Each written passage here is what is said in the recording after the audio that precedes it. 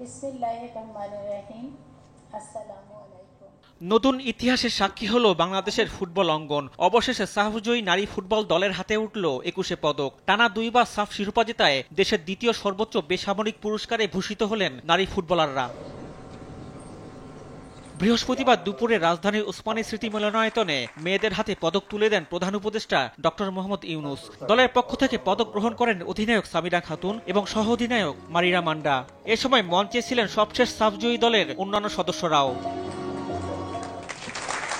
তবে পদক গ্রহণের আগে বেশ বিড়ম্বনায় পড়তে হয়েছিল বাংলাদেশ ফুটবল ফেডারেশনকে। পুরস্কার গ্রহণের জন্য বাফুফেকে 11 ফুটবলারের নাম চেয়ে চিঠি দেয় সংস্কৃতি মন্ত্রণালয়, কিন্তু কোচ সহ 32 সদস্যের দল থেকে কোন 11 জনকে পাঠানো হবে সেই সিদ্ধান্ত নিতে গিয়ে তৈরি হয় অনিশ্চয়তা। পরে ফেডারেশনের পক্ষ থেকে দলের 32 জনের নাম পাঠানো হয়। শেষ পর্যন্ত সবাইকে আমন্ত্রণ জানায় সংস্কৃতি মন্ত্রণালয়।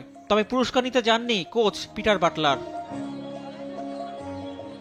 বাংলাদেশ নারী দলের 21 পদক প্রাপ্তির সুখবর এলেও কোচ পিটার বাটলারের বিরুদ্ধে ফুটবলারদের বিদ্রোহের কারণে কিছুদিন বেশ এলোমেলো অবস্থার মধ্য দিয়ে যায় নারী ফুটবল দল। অবশেষে নিজেদের সিদ্ধান্ত প্রত্যাহার করে অচল অবস্থার অবসান ঘটান সাবিনারা। সেই রেস থাকতেই এবার 21 পদক হাতে পেলেন তারা।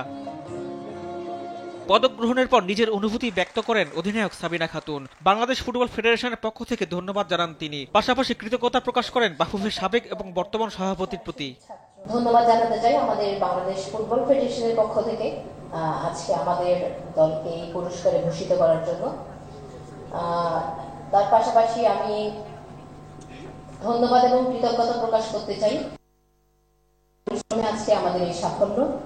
আমাদের ফেডারেশনের সাবেক সভাপতি কাজী মোহাম্মদ সালাউদ্দিন স্যার, আমাদের উইমেন্স উইংয়ের চেয়ারম্যান নাফিস আক্তার কিরণ সহ বর্তমান সভাপতি তাবিদ আওয়াল স্যার এবং আমাদের ফুটবল ফেডারেশনের সকল কর্মকর্তাবৃন্দকে যারা সবসময়ই আমাদের সাথে কাজ করে যাচ্ছেন বাংলাদেশের ফুটবলকে এগিয়ে নিয়ে যাওয়ার জন্য। গত বছর অক্টোবরে সাফ নারী চ্যাম্পিয়নশিপে নেপালকে হারিয়ে টানা দ্বিতীয়বারের মতো শিরোপা জেতে লাল সবুজরা। বাংলাদেশের ইতিহাসে প্রথম ক্রীড়া দল হিসেবে নারী ফুটবল দলই পেয়েছে 21 পদক। এমন প্রাপ্তির মর্যাদা রক্ষায় দেশের ফুটবলকে আরও এগিয়ে নেবেন মেয়েরা, এমনটাই প্রত্যাশা দেশবাসীর। রিফাত আঞ্জুম, দেশ টিভি, স্পোর্টস ডেস্ক।